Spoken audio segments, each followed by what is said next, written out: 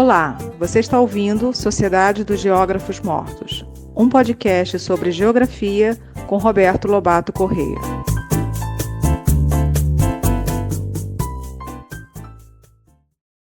Gente, vamos hoje, nesse episódio de temas soltos, pelo menos em aparência, ver um pouco sobre um importante tema da mobilidade no espaço urbano. Trata-se da jornada para o trabalho. Journey to Work. Ou, alguns falam, migrações pendulares. Journey to Work, migrações pendulares, jornada para o trabalho, diz respeito a esse movimento cotidiano da população ativa que de manhã sai de casa para o trabalho e à tarde volta para casa. É o movimento casa-trabalho-casa, que tem uma outra espacialidade e temporalidade distinta da mobilidade residencial. A mobilidade residencial, visto anteriormente, tem uma duração mais longa. Nós não mudamos muitas vezes. 5 vezes na vida, 10 vezes. Menos, talvez. Mas a jornada para o trabalho é relativa a uma mobilidade cotidiana, o que mostra uma espacialidade e uma escala temporal distinta da mobilidade residencial. Em relação a esse tema, há um número grande de estudos, muito grande, maior do que os estudos sobre mobilidade residencial. E as conclusões são mais claras, mas ao mesmo tempo mais dramáticas. Mas vamos começar fazendo um breve histórico sobre a jornada para o trabalho. A jornada para o trabalho é um produto, mas também ao mesmo tempo um meio e uma condição de reprodução das condições de existência da população numa cidade e da própria cidade. A jornada para o trabalho é essencialmente um produto da Revolução Industrial, do capitalismo industrial, do capitalismo atual. Isto porque até a Revolução Industrial, eu diria, até o início da segunda metade do século XVIII, na Inglaterra, ou durante a primeira metade do século XIX, ou segunda metade do século XIX, na Europa, em alguns países da América Latina, a jornada para o trabalho tinha uma importância muito diminuta. E quanto mais se recua para o passado, essa importância se torna maior. Na Idade Média, na Europa medieval, a mobilidade era mínima. Por quê? As unidades de fabricação, organizadas em guildas, corporações, estavam estruturadas espacialmente em ruas ou setores de cidade, falando-se, por exemplo, em Rua dos Tecelões, onde moravam os tecelões, Rua dos Ourives, onde moravam aqueles que trabalhavam com metais específicos, e assim por diante. Rua daqueles que trabalhavam com couro, rua daqueles que trabalhavam com metais. Então não havia muita mobilidade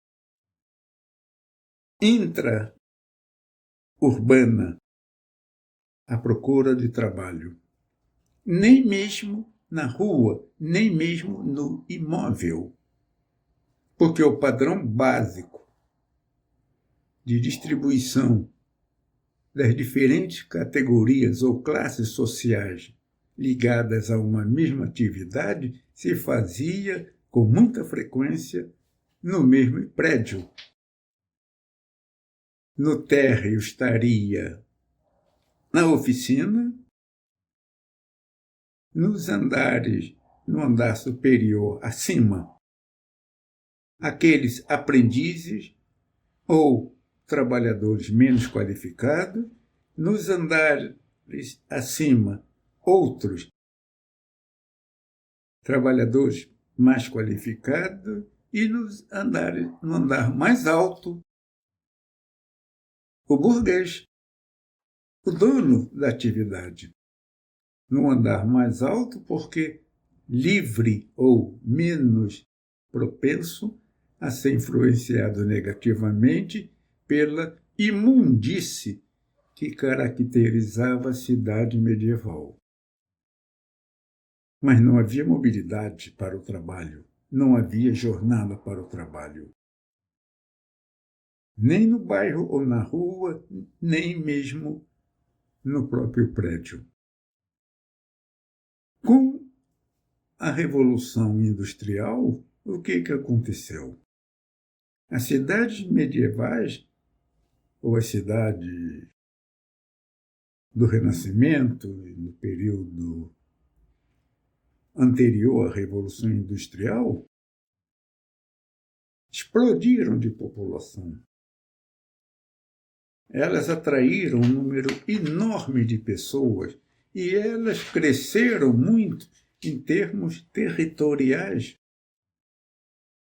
Unidades de produção cada vez maiores são construídas e não era mais possível manter a mesma estrutura espacial e vertical, em termos sociais, da cidade medieval. O trabalho se afasta da residência. Eles não estão mais espacialmente juntos, mas estão separados. E cada vez mais, à medida que a cidade cresce, há uma separação cada vez maior entre lugar de trabalho e lugar de residência. Vejam o que o Engels fala no seu livro As Condições de Vida da Classe Trabalhadora na Inglaterra, no capítulo sobre a grande cidade. Ele nos remete tanto a questões associadas à mobilidade residencial, quanto sugere o problema da mobilidade para o trabalho, journey to work. Isso é de 1845, né? E é relativo, sobretudo, à grande cidade inglesa, Manchester, que aparece como um dos locais onde a Revolução Industrial impactou muito a cidade. E onde ele vivia? O que eu gostaria de saber é que qual era a mobilidade para o trabalho, jornada para o trabalho, no Rio de Janeiro de 1900. E em São Paulo de 1910, 1920.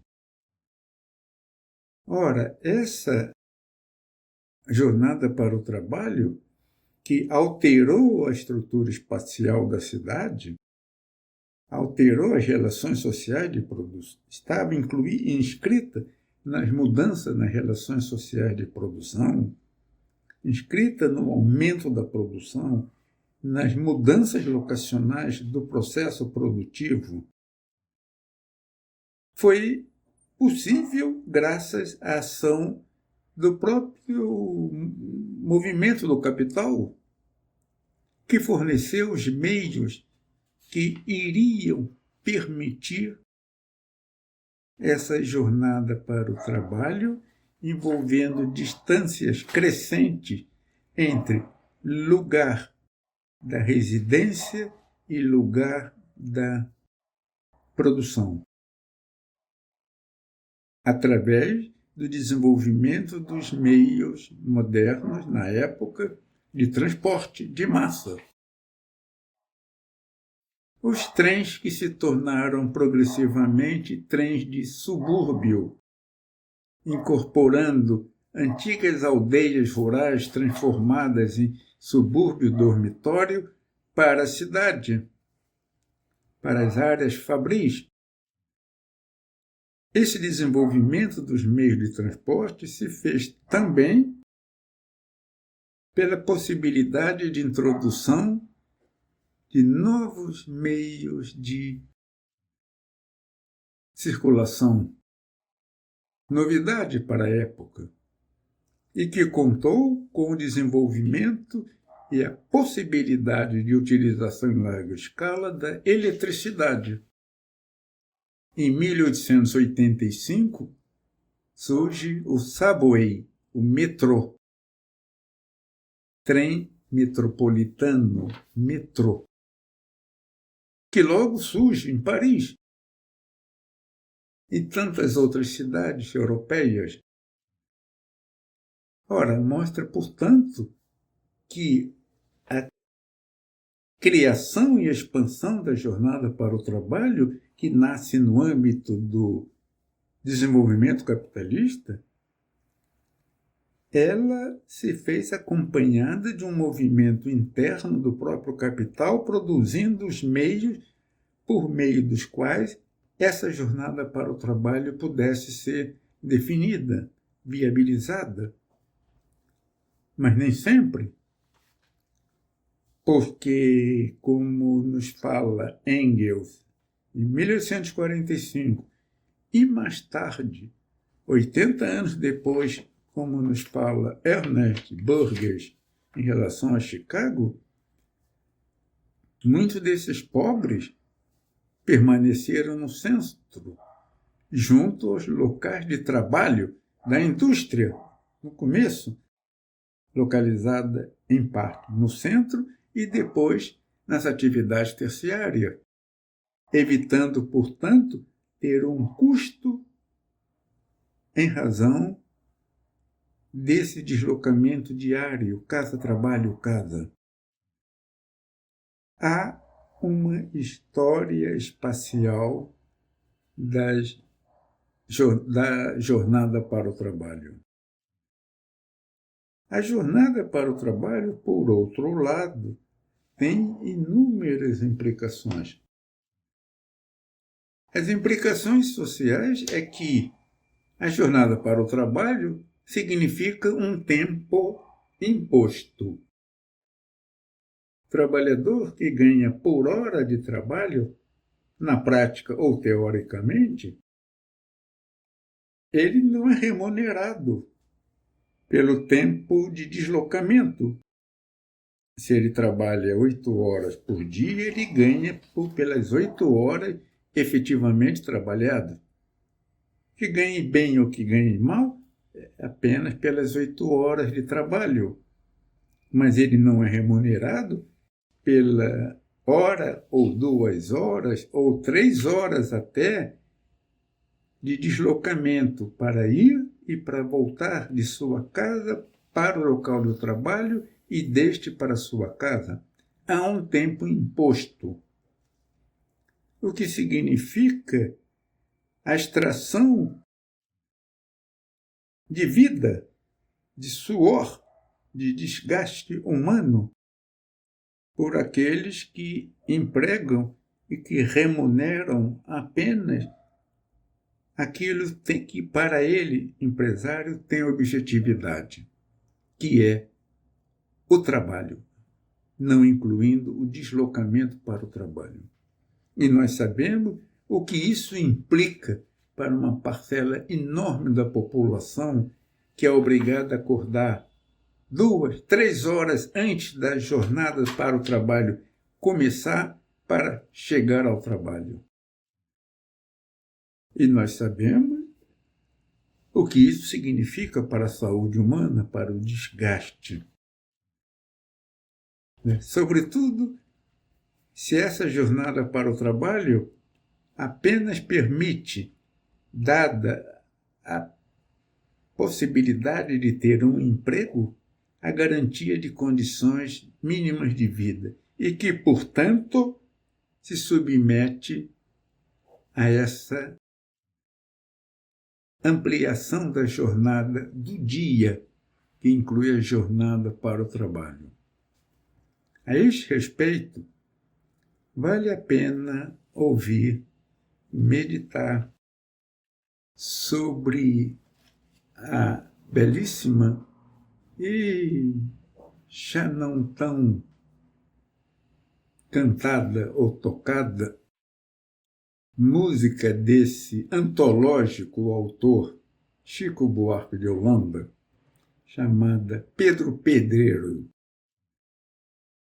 Pedro Pedreiro, penseiro, todo dia esperando o trem, e que sua mulher está esperando um filho para esperar também o trem que o pai utilizava quando ele ainda não era nem nascido. Pedro Pedreiro não tinha vintém. Uma grande parte desses que fazem esse deslocamento mal tem um vintém. Outra consequência que tem uma sua espacialidade bem definida são os movimentos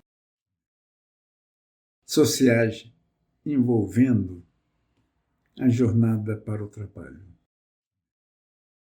Os quebra-quebra dos trens de subúrbio ou de bonde, que se verificaram sobretudo nas décadas de 40, 50 e 60, são uma resposta da insatisfação da população em relação à precariedade dos transportes públicos. Ainda que esse transporte público, como os trens suburbanos, aqui no Rio de Janeiro, fossem subsidiados com tarifa única por todo o trajeto da linha ou do ramal. Isto é uma política para que as pessoas pudessem morar a uma distância considerável, a mais de 50 quilômetros, do centro da cidade, pagando o mesmo preço pela viagem daquele que morava a 5 ou 10 quilômetros. É uma política pública para garantir a mão de obra no mercado de trabalho. A jornada para o trabalho pressupõe um debate sobre a qualidade do serviço público oferecido. A presença, na minha visão, de um serviço público de qualidade oferecido pelo Estado e não sendo objeto de controle por parte de oligarquias que dominam o sistema de transporte. Veja o caso de Belo Horizonte, veja o caso do Rio de Janeiro. Pertencem a oligarquias, todas poderosas politicamente, e pressupõe também preços subsidiados.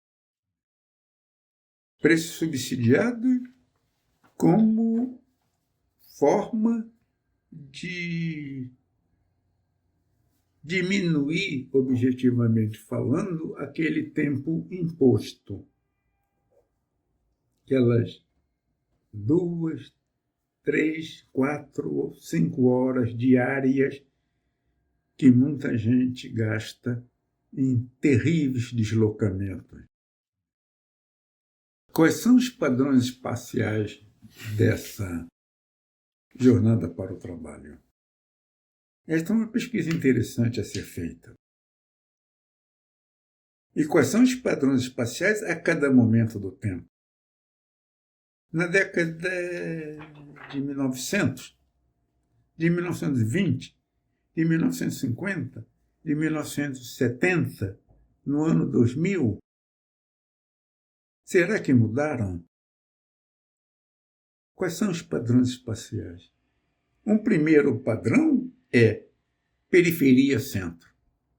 Da periferia da cidade para o centro, que se tem constituído num grande mercado de trabalho. Não industrial, mas um grande mercado de trabalho. Ou da periferia para a periferia, casa para local de trabalho industrial, ou mesmo no setor de serviço, da periferia, periferia, centro, dentro da periferia para subcentros comerciais ou áreas industriais específicas. E aí vale a pena notar, pelo menos para o caso do Rio de Janeiro, o esforço dessa população que não se submete ao tempo imposto, mas que se submete a morar na favela. Na favela construída precariamente em encostas que podem escorregar com as chuvas, mas que estão próximos às antigas fábricas têxteis ou aos centros de trabalho.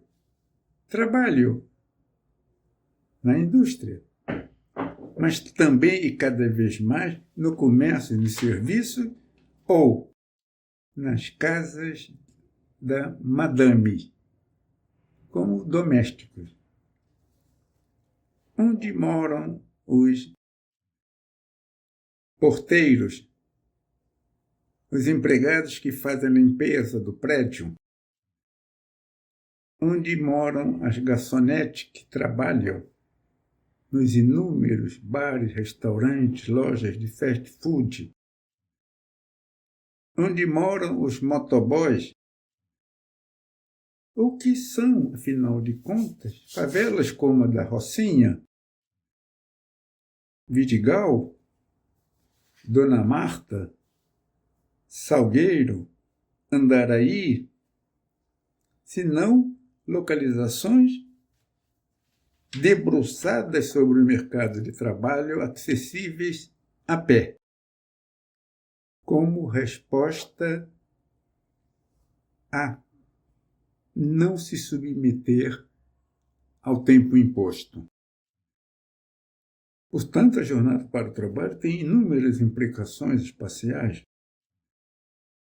mas eu quero ainda chamar a atenção por um outro aspecto, que é o aspecto da imobilidade. Daquelas pessoas que moram precariamente na periferia, muitas vezes em favelas ou em áreas de habitação do tipo favela, muitas vezes autoconstruções ou mesmo conjuntos habitacionais, que por escassez de trabalho e pela má remuneração não se deslocam, preferem viver em pequenas atividades morando mal com parentes ou em casas superlotadas, mas que não se deslocam, porque o custo de transporte cotidiano é caro. Mesmo que eles sejam parcialmente subsidiados. Essa imobilidade cria uma massa de pessoas que vive na rua, que circula no bairro, nas redondezas. Para quem não compensa trabalhar a longa distância, porque o custo com transferência cotidiana é muito elevado. Qual é a política pública que discute isto e que é capaz de enfrentar os poderosos grupos que dominam o transporte público? Poderosos grupos de famílias tradicionais, que incluem deputados, senadores, mas que agora inclui também o crime organizado. O crime organizado entra também na esfera da jornada para o trabalho através do controle coercitivo das vans, que da Zona Oeste trafegam cotidianamente para o centro da cidade, para a Zona Sul, para a Barra da Tijuca, e que são regulados por grupos de milicianos, que não são grupos sem poder. Eles têm um controle político muito grande sobre a jornada para o trabalho e têm acesso ao poder indo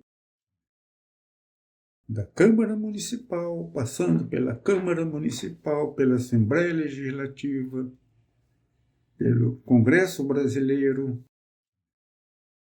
chegando à Presidência da República.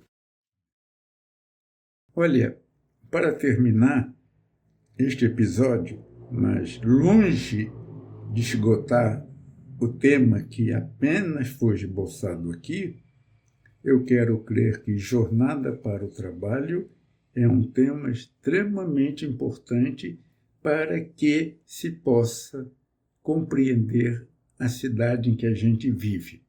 A mobilidade residencial vista anteriormente e a jornada para o trabalho neste episódio são temas que têm uma importante complementaridade e que podem juntos a nos ajudar a compreender a cidade em que a gente vive. Muito obrigado pela atenção.